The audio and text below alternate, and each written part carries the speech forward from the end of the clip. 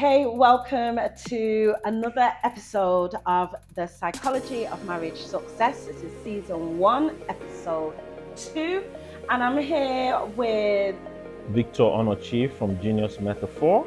Absolutely. And this episode is sponsored by Zuma Coffee. Because for anything to succeed, I have to have some level of idea of how to make that thing succeed. You need to have an idea of what represents succeed or success. Exactly. You have to have that. That's the philosophy. Victor, when we were talking about topics, one of the topics you wanted to talk about was your relationship, your responsibility. Why was that a topic you wanted to bring up? Yeah, so the idea about basically personal responsibility is something I think it's very important, because most times when people even get into marriage and they probably start thinking, I'm having all these challenges, maybe I'm not with the right partner and all the kind of thing. I want people to be able to understand that what you have in marriage starts from the choice of the mate. And from that choice of the mate, Choice of the meat? Mate. Partner. Spouse. Mate. Yeah, got mate. it. Sorry. Got it, yeah. We're going to have this whole accent different thing. Yeah. So it's the decision of who you are going to marry has to be a conscious one. Right. Has to be one that you thought out from a place of personal responsibility. That means you have to take 100% of the choice you're making of the partner. You have to be able to think through. It's not, I fell in love with him or her and voila, we're in marriage and things start happening and you're like, oh, I didn't see you. No. There has to be, you have to put thought into it. There's no falling. When you fall, you catch yourself, then think. Okay, I like that. Yeah, catch yourself and then think. Yeah, so that's the idea. Marriage should be taken seriously because the idea is a lifelong journey. It's just like trying to start a business. You'll be serious about who you're bringing as a partner. Yeah. It's not, you don't fall in love with so your business partner, you don't just say, okay, from the first time you heard the person, there's certain things you think about. You'd look at the business, you'd look at, the span of it, depending on how, whatever it is. But the point is that thought has to be put into the idea of choosing a mate. And so there should be, prior to even getting married, prior to even picking a partner, you have to be able to think through the things you really are looking out for in marriage. What's your philosophy about marriage? What's your idea about marriage? How do you see you and your partner in marriage? Having looked at that, it guides you on what you're now looking for in a spouse. But what if you don't have, because you don't know what you don't know, right? True. What if you don't have any examples of what a good marriage is supposed to look like? What if you don't have, something or someone to look like a benchmark to say, okay, this is what I can sort of base that. There's plenty of people that actually don't have that to be able to then say, right, now I know what I want, I can take responsibility of this choice. Some of us are just sort of rolling with the punches and we're just following what's expected of us. We get together, get married, and then move on. We don't have that backdrop to make an educated decision, right? Yeah. So what about people in those situations? But there still needs to be a level, even with that, there still needs to be a level of taking responsibility, isn't it? For your own choice. I mean, that's why we're even doing what we're doing now. At least this can serve as something to even be a guide for people. Right. But the thing, you have to know you want something to work. It's just like I could be going in to do business. I grew up in a family where my parents are public servants. I don't have a role model, but I want to do that. So I know that the possibility of it being a little bit more difficult than the person who grew up in an environment where he saw how business worked might find it easier than me. But I have to understand that is what it is and try to learn. Yeah. That's taking responsibility. That's taking responsibility. Right. I have to start reading books, looking out for the mentors, things like that. Because for anything to succeed, I have to have some level of idea of how to make that thing succeed. I can't just wing it. And beyond having an idea of how to make it succeed, you need to have an idea of what represents succeed or success. Exactly. You have to have that. That's the philosophy. And that has to be, it has to be, yeah, I guess you're right. That's the philosophy. That's the philosophy. What represents a good marriage for me? And that might be different for me, and that might be different for somebody else, right? So this is a very important thing because, you know, in working with clients and all, when they are speaking, there's a point where they are saying, this is not how marriage should be, you know. And at a point you have to ask them, what's an ideal marriage for you? On, right. What's an ideal for you? Yeah. And then the person probably starts thinking about it and he starts speaking about it. And when he speaks about it, you're able to ask the other person, what's your own ideal marriage? Okay, now these are your philosophies. Are we seeing where these two philosophies meet? If we're having a whole lot of places where they don't meet, then we have to address those areas where they don't meet. So, and that's this taking personal responsibility, because if I take personal responsibility before marriage, that means when I'm coming to someone I see as a spouse or a partner, or, you know, somebody I want to get married to, I should be able to ask that question. So what do you think an ideal marriage would be for you? What are you looking out for? And then I start hearing that and I start asking myself, does this tally with what I feel an ideal marriage is? And then the person is also, I'm able to also tell the person, well, this is what I think about an ideal marriage. I had situations way before I got married where I got to that point where I probably am discussing with someone who I probably was courting, and I asked that question. And when she started speaking about what she looked at an ideal marriage, you were like, you know, it will amaze you that it probably were 1, 2, 3 things. It just didn't sit well with me. And at that point, I just knew marriage is not a thing. In as much as, okay, this person could cook well, could do this, you know, had all those strengths.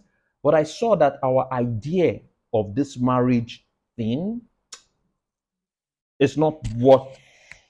You know what? You just brought something that is completely left, and probably we'll talk about it another time. But you just, you know, you just brought up the whole concept of the certain abilities. So when you ask somebody, you know, what are you looking for in marriage? And they might say things like what you just said, can cook well, right? Can do this, they can do that, they have this thing. Yeah. And that's almost all superficial. Do you know what I mean? Whereas the core thing is, what is this person's beliefs, philosophy, core values, moral standing? Those are the things that I think underneath it all really hold a couple together. And then the icing on the cake is, oh, and they're a great cook. And oh, and they're really handy in the house. That's that's that for me, they're the bonuses, right?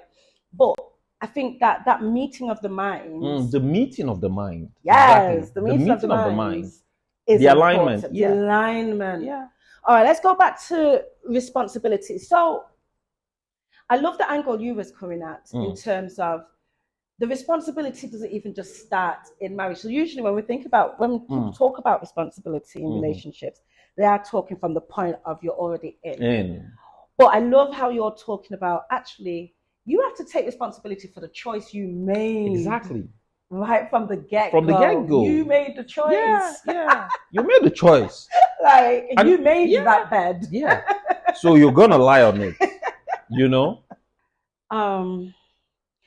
We're taking responsibility for the fact that we've made a choice for this marriage with this person. But now things aren't going right in the relationship.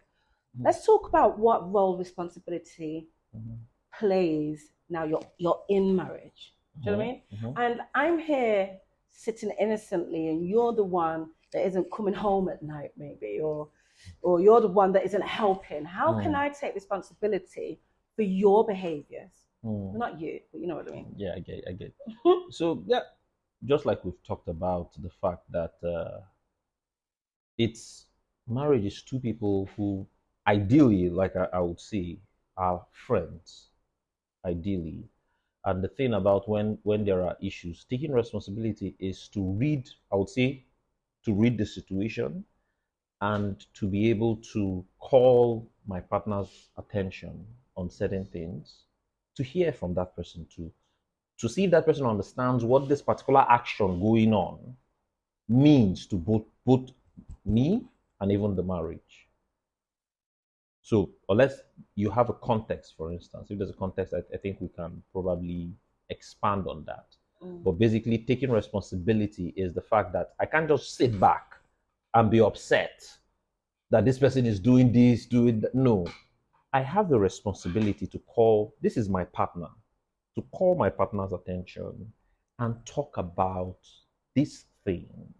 And talk about it from a place, not trying to barge on that person or, whatever it is, but to call that person's attention and let the person know how I see this thing going on, and also wanting to hear from that person what the person thinks about this whole thing going on, especially in relation to me. It's taking responsibility, because it could be you said something about coming back late, maybe, or just not helping in the house, or exactly. I don't know, maybe the way that I speak, maybe I hit below the belt in arguments. You know what I mean?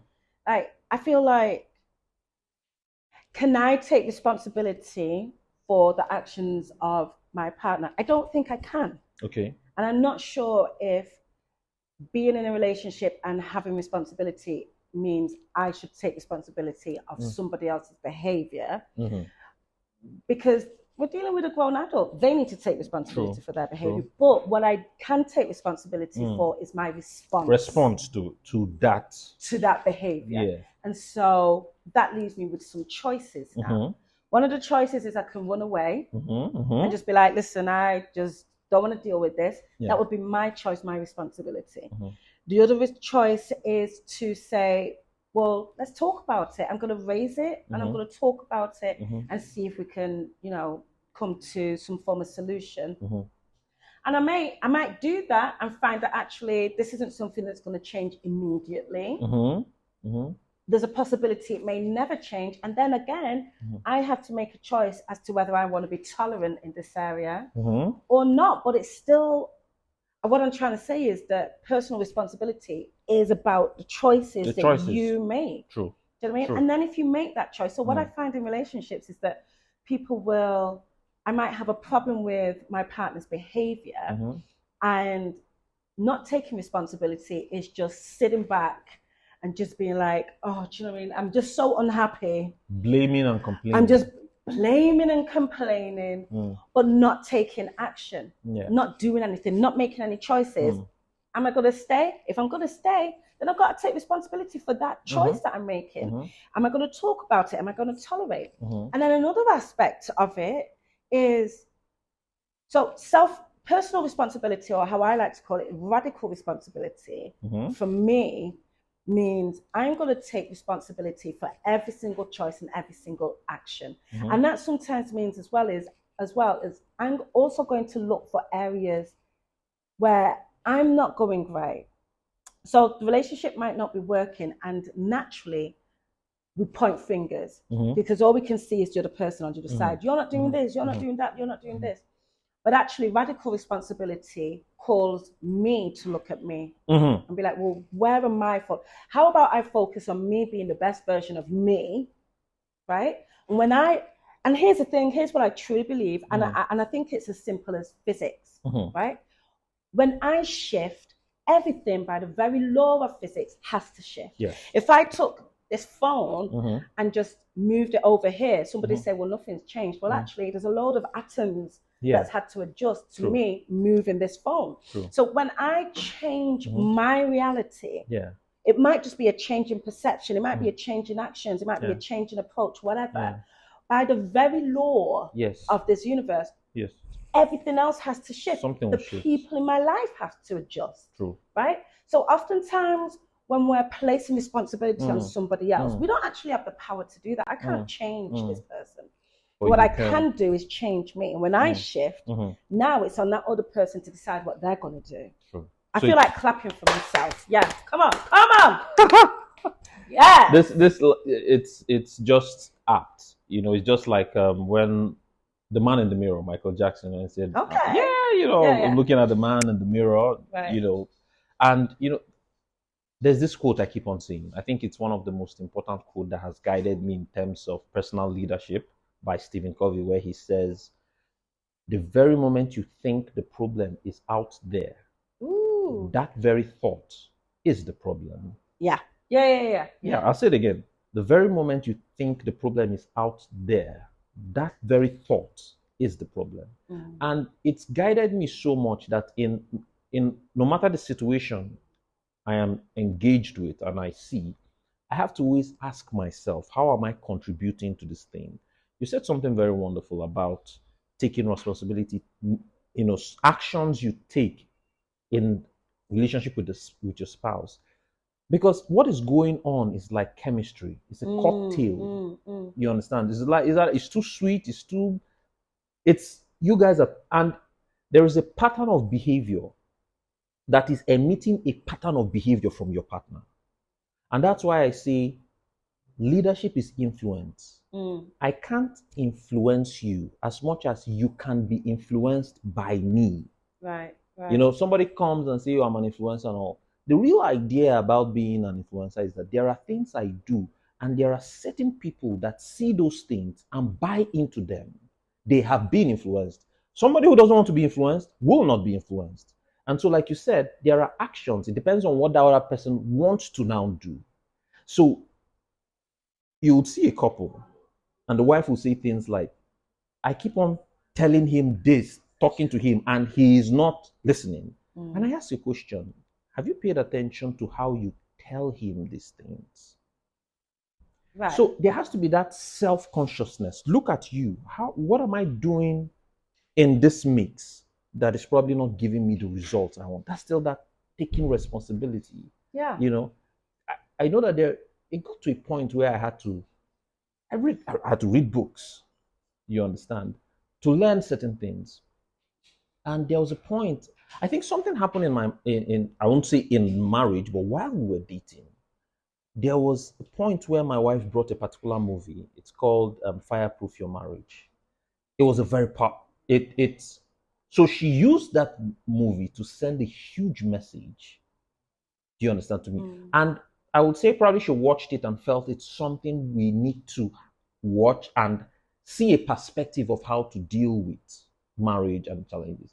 And one very powerful statement in that movie is, you never leave your partner, especially in a fire.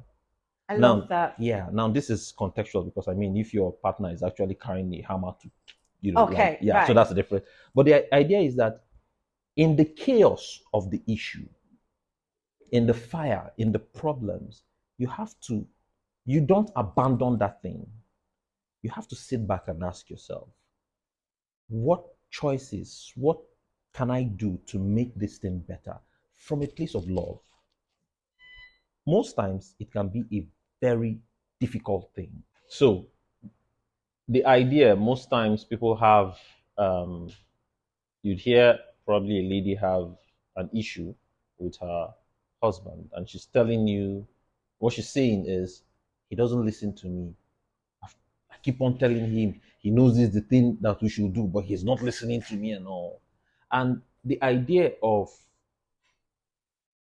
thinking that the problem is out there and considering yourself is also that thing about knowledge and wisdom. Okay, you have the knowledge of what is the right thing. The wisdom of now how to deliver it is a different ballgame. And sometimes as a lady, you now have to start telling yourself, could it be I'm coming across to him in a way where he's feeling as if you are trying to maybe suppress him or control him or things of that sort? And most times you are in that anger mode, So at that point, you have to be conscious of yourself and let the anger drop so that you'd be able to have a better conversation with this person. Right. Yeah. And so it's marriage and there's a whole lot of things going on. There's this, there's that. But when you want to have a communication with your partner, most times, you have to know, like I said, this person is like your best friend. It's like, I've got your back, you've got my back. Ideally, So if I want to communicate something, I should try as much as possible to say it in a way where you would hear me, where you think that I have thought about you with some level of value and respect, and that will guide me in how I'm speaking to you. So what you're saying is that taking responsibility is making sure that from your side, you're doing the necessary. So rather than putting all your focus on what you're not getting from this person, you switch that focus onto, well, what do I need and how can I get there? And what can I do better to get me to that result, right? Yeah. And it could mean going to see a marriage coach. It could mean going to see a marriage coach. Like, take responsibility if you want to take that responsibility. If you want to do that, yeah. It could mean watching a particular series like this. It could mean reading a book. It could mean talking to someone. It could be a lot of things. Right. It might mean being patient, and it might mean just leaving it alone and being like, well, I'm going to choose to leave this one and let it go and just see what happens, right? But I think what we're saying here is, number one, not looking externally, really bringing those questions and those fingers back onto you. And number two, making decisions that pushes you out of being the victim of your situation, but putting you as the authority of your situation. Whatever's going on here, I'm making a choice. Yeah. Right? And like I said before, it could be to stay, could be to leave, could be to tolerate, could be to be patient, could be to talk about whatever it is. Whatever it is. Yeah. But it's owning it, right? And I think that if people imagine if both parties in this relationship was taking radical responsibility imagine for their own choices and actions. Just imagine that kind of relationship. Amazing, right? Incredible. Almost perfection. Yeah, almost perfection. Yeah, good. Which that's the ideal. That's for me, that's the ideal. Because two of you are on a journey. And you people are doing everything to make that journey. Because, I mean, the marriage is supposed to be the nurturing ground for your evolution. That's the way I see it. It's like, this is the marriage.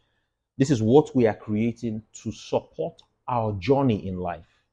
And if we take radical responsibility, it means that we'll make this nurturing ground even more healthier to support us in our journey through life. There's one thing that I wanted to just add on that as well, is this whole concept of, when she does this, then I'll do that. When he becomes better at this, then I will become better. That's the complete opposite of taking personal responsibility, right? That's the complete opposite of radical responsibility. Radical responsibility states, I will do what is best. I will do what aligns with my desire, or what aligns with the truth, or what aligns with this relationship, regardless of what my partner chooses to do. And you never get to a point where he likes coffee, like Zuma coffee, for instance. Right. And you go to where he keeps his coffee and you say, oh, because he's annoying me, you probably start pouring his coffee, or, start doing things to just piss him off. Not pouring his coffee. Throwing it away or something. Because people I mean, that would upset me. Like, I'd be upset. You're a coffee lover, right? I'm a coffee lover. Yeah, so it will upset you. So if I know that you're a coffee lover, and I go and start tampering with your coffee stuff, things that you hold in one sacred, So the idea is love, basically. I should be able to think about my partner from a place of love. It's not a place of, oh, if she does this, then I'll do that. No. It's, okay, if this has to be done and we have to do it, how do I meet this person for us to consider it and see how we will do that thing? It's interesting because today, as I drank my coffee, I was thinking, it wasn't in relation to responsibility, but as we're talking, I think it does relate to it. Okay. So I was thinking about, if a person desires peace in their marriage, they have to take responsibility for being a peaceful person, right? I want more communication in my marriage. I have to take responsibility for improving my communication. That's leadership. So, that's personal leadership. Personal leadership. Yeah. So what many people do is complain. Again, that complaining is the blame. We don't talk. We don't talk enough in this relationship. I need more communication. Or there's no peace. It's always this, that, the other. I want peace in this marriage. but then you're asking for that, but you're quick to get angry yourself. You're quick to punch below the belt, right? Or we start having communication because he or she said something that you don't like.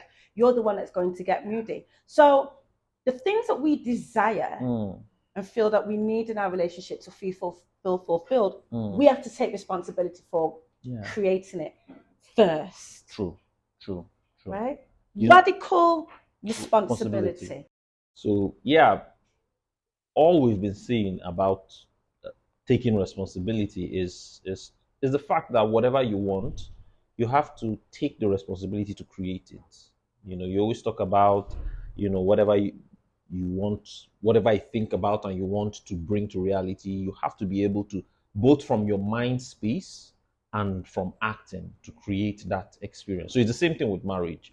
Like we started with talking about even prior to the marriage in itself, that you have to be able to think through, ask yourself what you want. They say begin with the end in mind. Okay. That's Stephen Covey, begin with the end in mind. That means if the end is to have a good marriage, what is a good marriage? If you want that, what is it? If you feel you don't have all the details of that, I think you need to do some research. You need to, just like you talked about, if you need to read some books, talk to some people, mentorship, whatever it is, you need to have that in mind. Then you start working towards that, asking yourself, okay, who is the partner?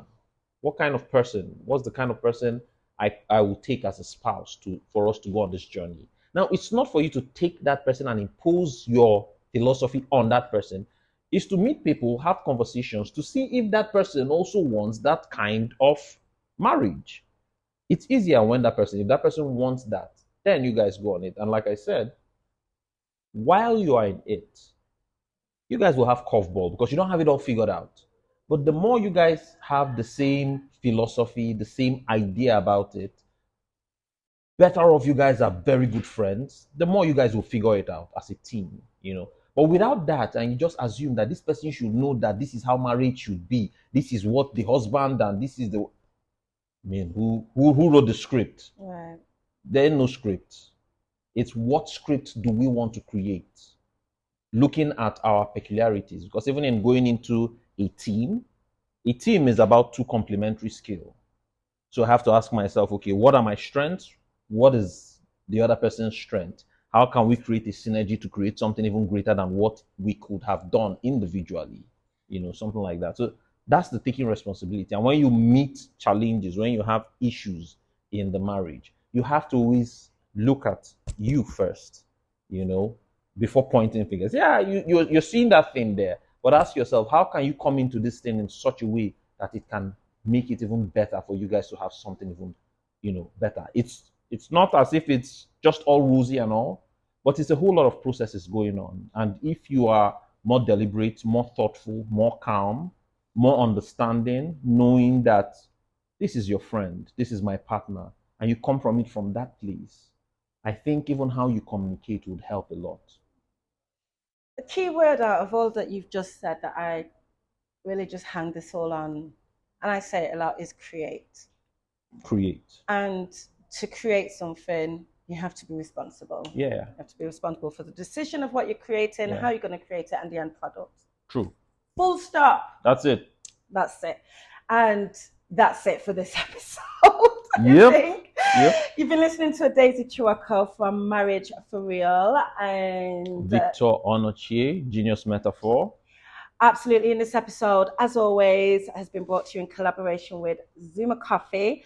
And in our next episode, we are talking about... I forgot. Fear-based versus... That's the one. Fear-based versus love-based. Versus love-based relationship. I'm excited for that one. Really? Yes. Okay. It's a big deal. Okay.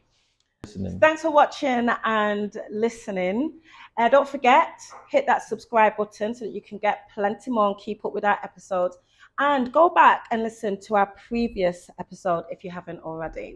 And don't forget to click the notification button so that you'll be notified when we have a new episode.